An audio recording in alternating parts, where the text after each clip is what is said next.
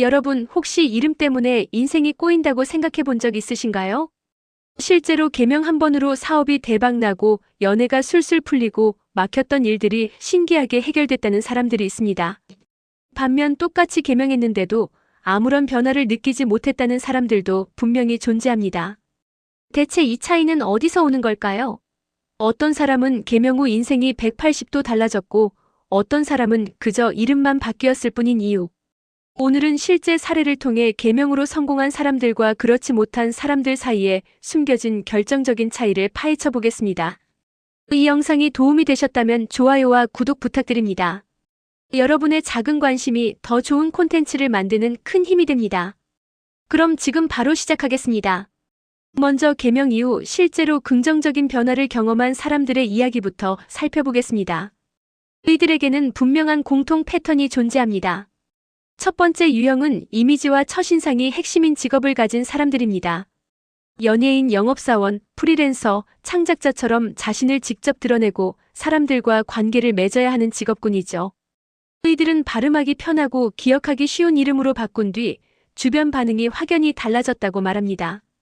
예를 들어 한 영업 전문가는 어렵고 무거운 느낌의 이름에서 밝고 부드러운 느낌의 이름으로 바꾼 후 고객들이 자신을 더 쉽게 기억하고 편하게 대해주기 시작했다고 합니다. 명함을 건넬 때 이름 참 좋네요라는 말을 듣는 빈도가 늘어났고 자연스럽게 대화의 물꼬가 트이면서 실적도 오르기 시작했다는 겁니다. 연예인의 경우는 더욱 극적입니다. 본명으로 활동하다가 대중적인 예명으로 바꾼 후 인지도가 급상승한 케이스가 많습니다. 이때 이름은 단순한 호칭이 아니라 하나의 브랜드가 됩니다. 쉽게 검색되고 쉽게 입에 오르내리고 쉽게 기억되는 이름은 그 자체로 경쟁력이 되는 거죠. 두 번째 유형은 인생의 전환점에서 개명을 선택한 사람들입니다. 반복되는 인간관계의 문제, 계속되는 실패와 좌절, 오랜 정체기를 겪던 사람들이 개명을 계기로 자신의 삶을 재정비한 경우입니다. 흥미로운 점은 이들 대부분이 이름만 바꾼 게 아니라는 사실입니다. 개명과 동시에 말투를 바꾸고 태도를 고치고 인간관계의 경계를 다시 설정했습니다. 매번 손해만 보던 관계를 정리하고 우유부단했던 결정 방식을 바로잡고 늘 미루던 일들을 실행에 옮기기 시작했죠. 이때 이름은 변화의 직접적인 원인이라기보다 변화를 시작하게 만든 강력한 계기가 되었습니다. 특히 이직이나 창업, 사업 재도전처럼 환경 자체가 크게 바뀌는 시점에 개명한 경우 효과가 두드러집니다. 이전의 나와 완전히 결별한다는 심리적 선언이 되어 새로운 역할과 정체성에 더 집중할 수 있게 되는 거죠. 과거의 실패와 좌절을 상징하던 이름을 버리고 새로운 출발을 의미하는 이름을 얻으면서 자신감도 함께 회복됩니다. 세 번째 유형은 이름으로 인한 실질적인 불편함을 해결한 사람들입니다. 발음이 어려워 매번 설명해야 했거나 한자가 복잡해 서류 작성 때마다 스트레스를 받았거나 이름의 뜻이 부정적이어서 놀림을 받았던 경우죠. 이런 일상적인 불편이 사라지자 자연스럽게 자존감이 올라가고 사회생활이 편해졌다는 후기가 많습니다. 하지만 모든 사람이 개명으로 긍정적인 변화를 경험하는 건 아닙니다. 똑같이 이름을 바꿨는데도 달라진 게 하나도 없다고 말하는 사람들도 많습니다. 대체 왜 그럴까요? 가장 흔한 경우는 이름만 바꾸고 실제 생활은 그대로인 경우입니다. 개명한 후에도 같은 사람들과 어울리고 같은 방식으로 생활하고 같은 선택을 반복한다면 당연히 결과도 같을 수밖에 없습니다. 이름이 바뀐다고 자동으로 운명이 달라지는 건 아니니까요. 한 직장인은 승진이 안 된다는 이유로 장명소를 찾아가 개명했지만 정작 업무 태도나 대인관계 방식은 전혀 바꾸지 않았습니다. 여전히 회의 시간에 말이 없고 동료들과의 소통도 최소화하고 새로운 프로젝트는 피하려고만 했죠. 결과는 1년이 지나도 달라진 건 명함의 이름뿐이었습니다. 두 번째 문제는 개명에 대한 과도한 기대입니다. 이름만 바꾸면 모든 게 해결될 거라는 막연한 환상을 가진 채 정작 필요한 노력은 기울이지 않는 경우죠. 사업이 어려운 건 경영 능력이나 시장 상황 때문인데 이름 탓으로 돌리며 개명만 하면 대박이 날 거라고 믿는 식입니다. 이런 분들은 개명 후에도 여전히 외부 탓을 합니다. 처음엔 이름이 나빠서 안 됐다고 하더니 이름을 바꾼 후엔 타이밍이 안 좋다, 운이 없다, 주변 사람들이 문제다라며 다른 핑계를 찾습니다. 결국 문제의 본질을 회피하는 한 어떤 이름을 가져도 상황은 달라지지 않습니다. 세 번째는 너무 잦은 개명입니다. 몇 년 사이에 이름을 두세 번 바꾸는 사람들이 의외로 많은데 이는 오히려 역효과를 낳습니다. 주변 사람들은 혼란스러워하고 본인도 정체성 혼란을 겪게 됩니다.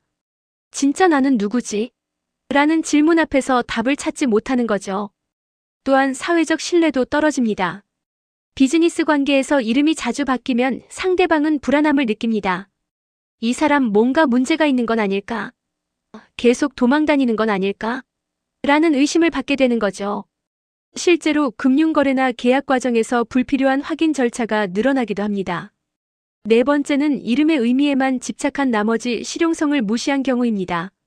장명소에서 이 한자 조합은 대기라다는 말만 듣고 발음이 어렵거나 시대적 감각과 맞지 않는 이름을 선택하는 겁니다. 결과적으로 사람들이 이름을 제대로 부르지 못하고 본인도 매번 설명해야 하는 불편함이 생깁니다. 예를 들어 한자는 훌륭하지만 발음이 어색하거나 요즘 시대에는 거의 쓰지 않는 고풍스러운 이름을 선택한 경우 오히려 거리감만 커집니다. 이름은 실제로 사람들 입에 오르내려야 하는데 부르기 어려운 이름은 아무리 의미가 좋아도 소통의 장벽이 되는 거죠. 그렇다면 개명 후 실제로 인생이 달라진 사람들은 무엇이 달랐을까요? 그들만의 특별한 비결이 있을까요? 첫 번째 차이는 행동의 변화입니다. 개명을 단순한 이름 교체가 아니라 삶을 재설계하는 출발점으로 삼았다는 겁니다. 이름을 바꾸면서 동시에 나는 이제 어떤 사람이 되고 싶은가? 를 진지하게 고민했죠. 한 사업가는 개명과 함께 자신의 업무 스타일을 완전히 바꿨습니다. 과거에는 수동적이고 조심스러웠다면 새 이름을 얻은 후부터는 적극적으로 네트워킹에 나섰고 미팅에서도 먼저 의견을 제시했습니다. 이름이 바뀐 것을 알리는 과정 자체가 자연스러운 관계 재정비의 기회가 되었고 새로운 나를 각인시키는 계기가 되었습니다. 두 번째는 전략적 타이밍입니다. 성공한 사람들은 인생의 중요한 전환점에서 개명을 선택했습니다. 새로운 일을 시작하거나 환경이 바뀌거나 관계가 재설정되는 시점이죠. 이때 개명은 단순한 이름 변경이 아니라 이제부터는 다르게 살겠다는 선언이 됩니다. 이직을 앞두고 개명한 한 전문가는 새 직장에서 아무도 자신의 과거를 모른다는 점을 활용했습니다. 이전 직장에서 형성된 이미지나 평판에서 자유로워진 거죠. 새 이름으로 새 사람들을 만나면서 자신이 원하는 모습으로 관계를 시작할 수 있었고 그 자신감이 실제 성과로 이어졌습니다. 세 번째는 실용성과 감각입니다. 성공한 사람들은 이름의 의미도 중요하지만 실제로 사람들 입에서 쉽게 불리고 기억되는지를 더 중시했습니다. 발음이 자연스럽고 시대 감각에 맞으며 자신의 직업이나 이미지와도 조화를 이루는 이름을 선택한 겁니다.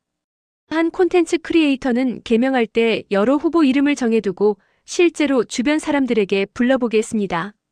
어떤 이름이 더 기억에 남나요? 어떤 느낌인가요? 라고 물으며 반응을 살폈죠. 결과적으로 가장 대중적이면서도 개성 있는 이름을 선택했고 채널 성장에도 긍정적인 영향을 미쳤습니다. 네 번째는 일관성 있는 정체성 구축입니다. 이름만 바꾸고 끝이 아니라 그 이름에 맞는 이미지와 태도를 만들어갔습니다.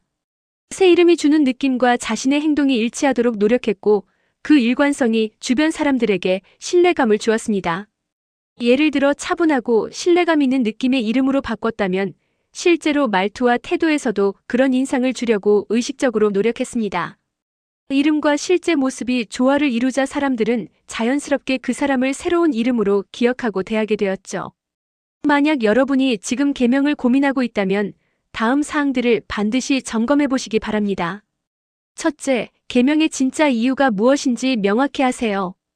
단순히 운이 나빠서 일이 안 풀려서라는 막연한 이유라면 다시 생각해 볼 필요가 있습니다. 구체적으로 어떤 변화를 원하는지, 그 변화를 위해 이름 외에 무엇을 바꿀 준비가 되어 있는지 스스로에게 물어보세요. 진짜 이유는 보통 더 구체적입니다. 사람들이 내 이름을 계속 잘못 부른다. 이름 때문에 학창시절 놀림을 받았고 그 트라우마가 아직도 남아있다. 새로운 분야로 진출하는데 지금 이름은 이미지와 맞지 않는다 같은 명확한 이유가 있다면 개명이 실질적인 도움이 될 수 있습니다. 둘째, 개명과 함께 무엇을 바꿀 것인지 계획을 세우세요.